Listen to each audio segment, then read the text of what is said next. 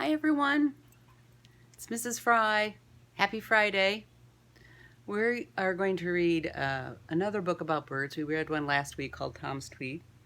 But before we start reading the book for today, I wanted to show you something and I wanted to see if you could tell me what it was.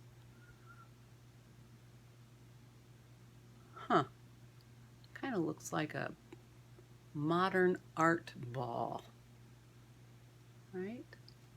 It's the top of it. I don't know if you can see how beautiful it is. There's all different kinds of colors in here. There's orange and purple and black and white and green and yellow. Here, I'll move it to the side.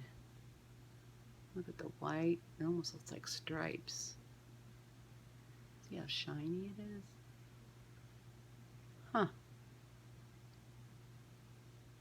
almost looks like a hockey puck, but it's really light. Here, I'll show you the bottom of it.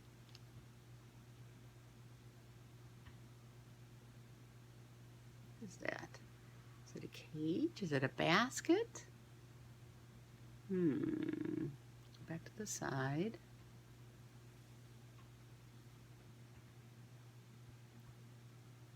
So you know what this is?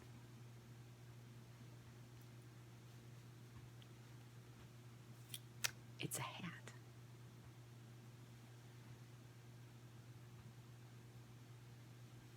Made out of bird feathers.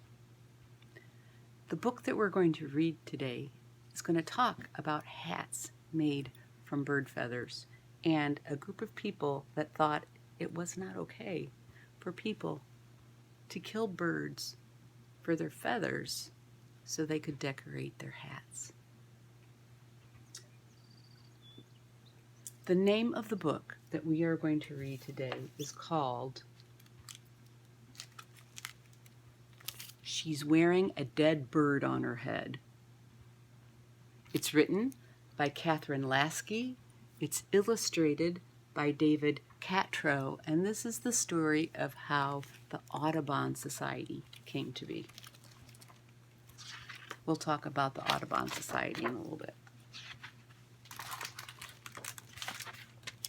She's wearing a dead bird on her head.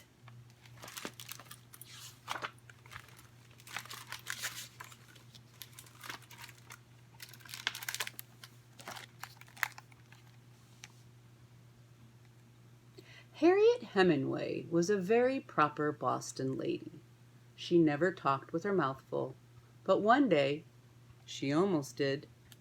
Standing by the bay window in her parlor, she had just bitten into a jam cookie when her eyes sprang open in dismay.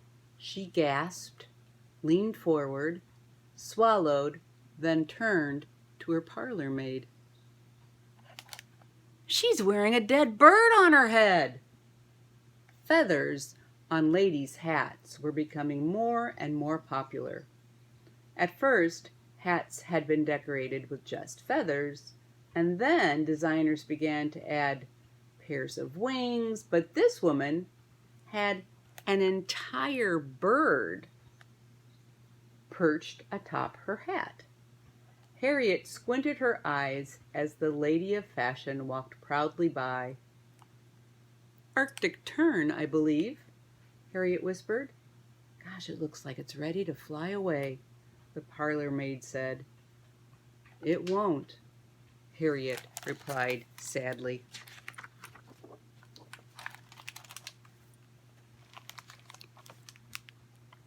Harriet felt like she had to do something. Huge populations of birds, from egrets to pheasants to owls to warblers, were being slaughtered for hat decoration. None were spared.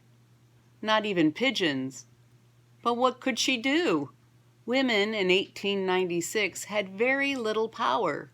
They could not vote, and many had husbands who did not allow them to make decisions for themselves. Some women were not even allowed to read newspapers. Harriet's husband, Augustus, did not treat her this way.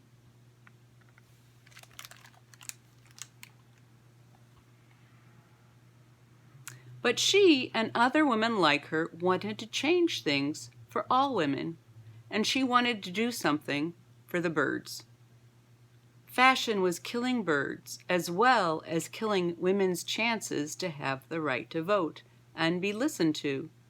For who would listen to a woman with a dead bird on her head? And if the senseless slaughter for a silly fashion was not stopped, in a few years the birds with the prettiest feathers would all be dead, gone forever, extinct. I must call Cousin Minna, Harriet said grimly.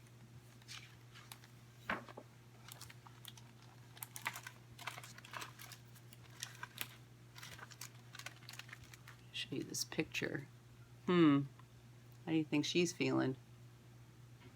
Show you up here.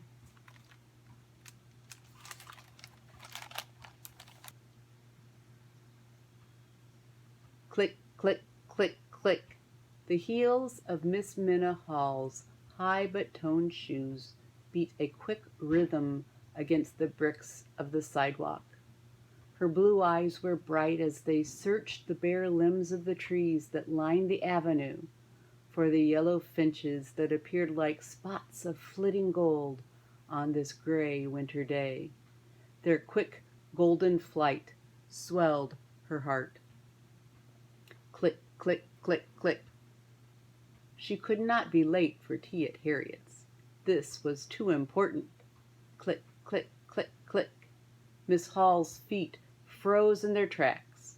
Straight ahead there was indeed a pair of golden wings, but they had neither head nor body attached. They were pinned instead to the crown of a lady's hat, and on the brim was a swirl of snowy egret feathers.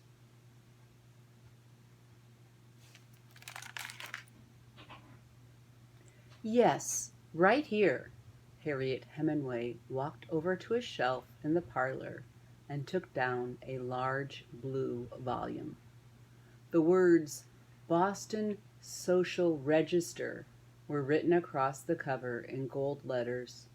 The book was a list of all the grandest families in Boston.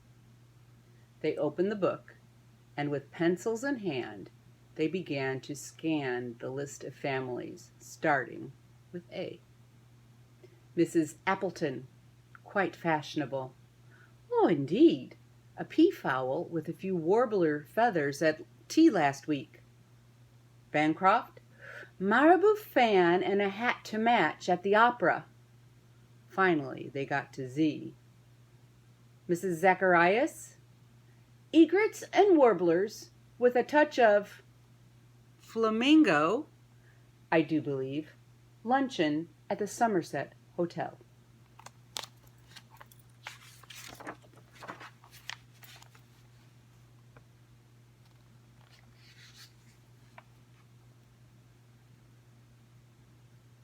Dear, dear, Minna moaned and sipped the last of her tea. What shall we do? Well, Harriet scratched her head. We have garden clubs and history clubs. Why not form a bird club? Not just to watch birds. No, but to protect them and stop this senseless murdering for fashion. What a wonderful idea, said Minna. Let's do it. Let's start a club for the birds. Right then, they began to write letters to all the Boston ladies of fashion who wore the plumage of birds, imploring them to put aside their fancy hats and swirls of owl feathers, breasts of grebes, wings of hummingbirds, and plumes of egrets, and instead join a society dedicated to protecting all birds. This was the first informal meeting of the Audubon Society, named after a man they admired, John Audubon, the famous painter of birds.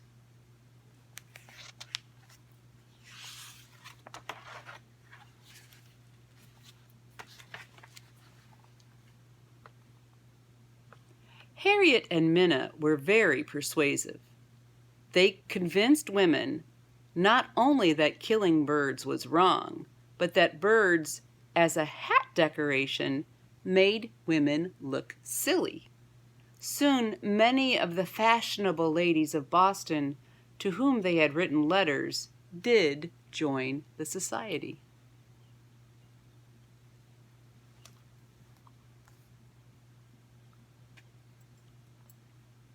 For the club to accomplish its goals, however, Harriet and Minna knew it also needed men, smart, powerful men who could vote and go into public places like the state legislatures and the halls of Congress in Washington, D.C. So they asked lawyers and doctors, sportsmen, and bird experts to join too.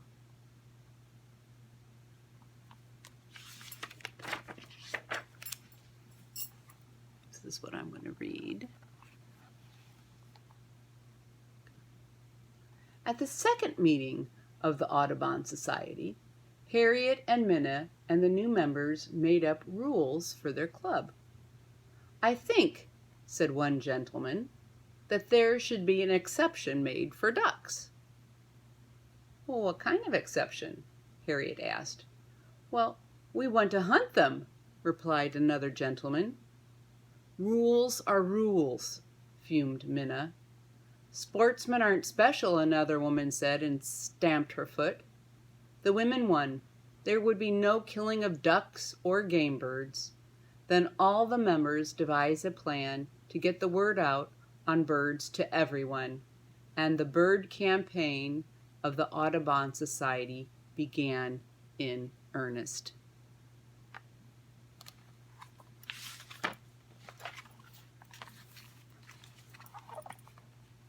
This is what I'm going to read.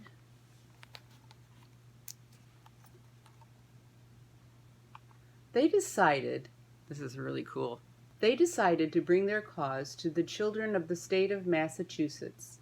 So into the schools they went, Minna, Harriet, and other members of the society. In Florida, heaps of birds, stripped of their feathers, are left dying on the ground, Harriet told one class of children, holding up a photograph of a pile of dead egrets. "What happened to their babies, the ones left in the nest?" a student asked. "Well, the ones that are too young to fly are left to die. So you see, we need your help. The birds need your help to protect them against the plume hunters and the hat makers. Please join our club." Soon there were over 10,000 junior members of the Audubon Society in the state of Massachusetts, and Audubon societies were formed in other states. More children joined.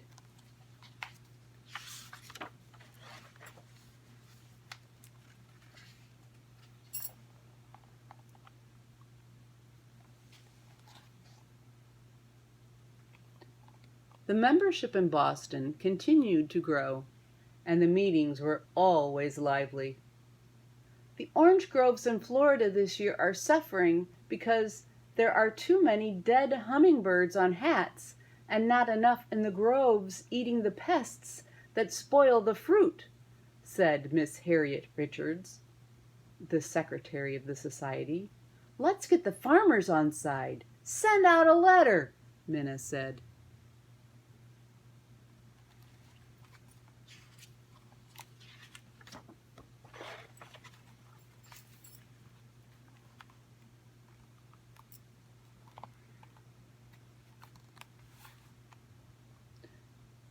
"Do have some more apple pie," Harriet offered, "and be happy it's not songbird pie. A specialty in some places, I'm told." All the members stopped eating and looked at the apple pie on their plates. "Ghastly," whispered Mr. William Brewster, and for one awful moment they all imagined songbirds instead of apples in their pies, warblers, nightingales, and robins. "I think," said Minna, slowly setting down her plate. "We better start getting some laws passed."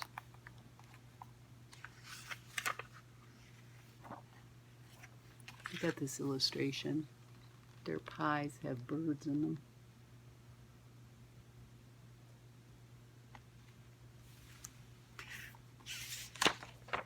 Ew.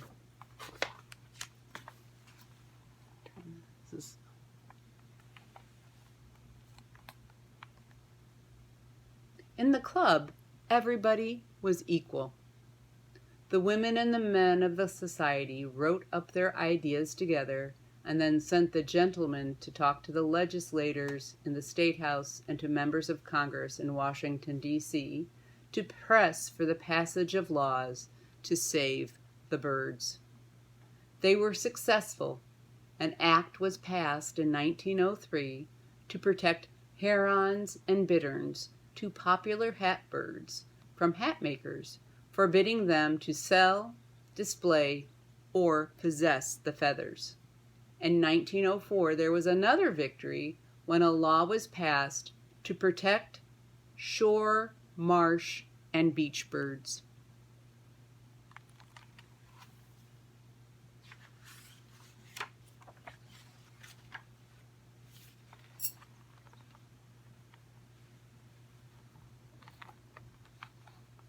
Soon there were laws against hunting birds during their breeding seasons, and then a federal law was passed preventing the importation of feathers from Europe and the tropics for hats. The word about the birds had spread all the way to England, where Queen Victoria had announced that she would never again wear a feather for fashion. But Minna and Harriet were still far from happy. "What good is a law if it isn't enforced?" Minna moaned one day as she stood looking out the window at a woman passing by with a pheasant's wing raking the air above her. "You can't arrest the lady for wearing a hat." "But you can arrest the supplier of the feather," Harriet said. She tapped her head lightly as if to give a little jostle to her brains. "There are rumors about secret feather warehouses," she spoke softly. "I think we should make a few inquiries."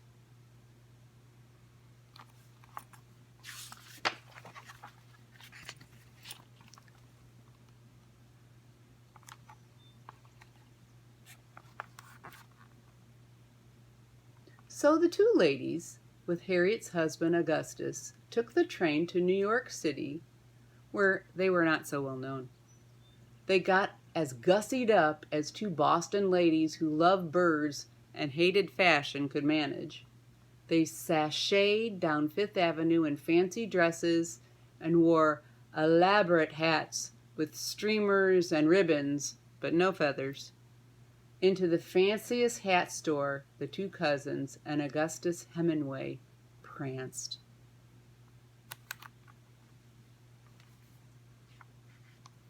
This is them right there. They do look kind of gussied up, don't they?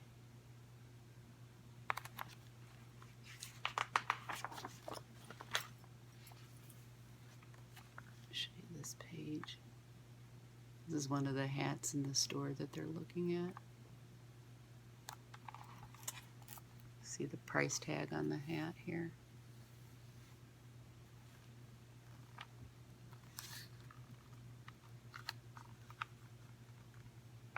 "I want to buy my wife and dear cousin each a hat, a feathered hat," Augustus announced. The salespeople began fluttering around the prosperous-looking threesome. "What will it be, madams? Egrets or doves? Owl feathers, or this broad-brimmed hat with the Arctic tern? Is it not spectacular on the blue felt, just as if the bird is plunging into the sea?" The two ladies swallowed their disgust and muffled their anger. After all, there were more important things at stake. By the end of the shopping expedition, they, alas, had to buy two hats, but they also had the name of the feather supplier with a warehouse in Baltimore where millions of dead birds and tons of plumes were stored. With this information, they went directly to the authorities.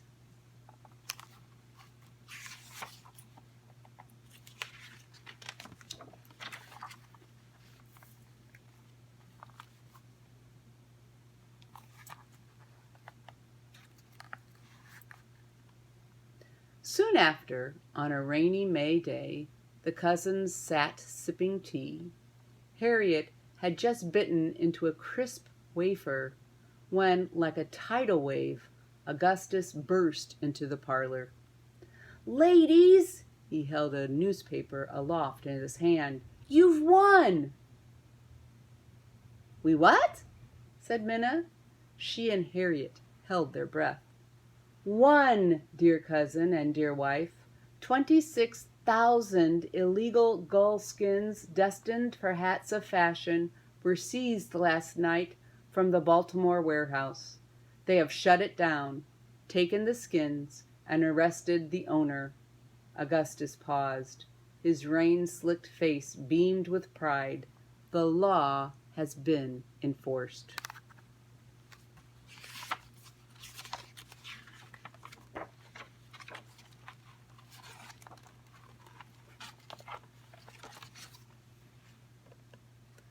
Minna looked at her cousin. "Harriet, we won!" But Harriet said nothing, for Harriet Hemingway never spoke with her mouth full, even when she won.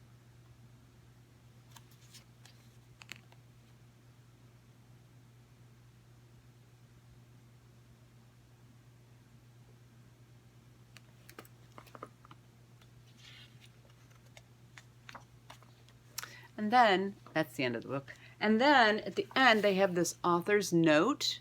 And what I will do is I will take a picture of this and put it on the website so you can read it a little bit closer. It talks about some more of the information about how the Audubon Society was started and how part of this book is fiction and part of it is nonfiction, so it tells you some more of the facts. So that's this week's Read Aloud.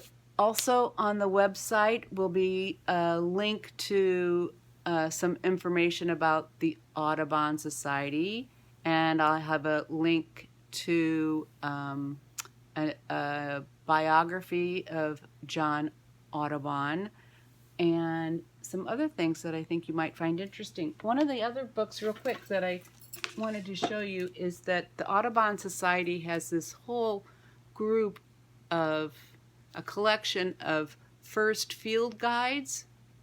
This one is specifically for birds, but they also have it for rocks and trees and all different kinds of nature.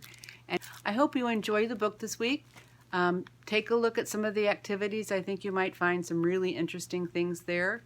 And depending upon what I hear from you, we can either continue having some stories about birds. I love them. I'm listening to them right now out the window as I'm reading to you. And if you have suggestions for other books, we can try something else too. Have a great weekend. Make sure you're safe. Keep washing your hands. And we'll talk to you soon. Bye.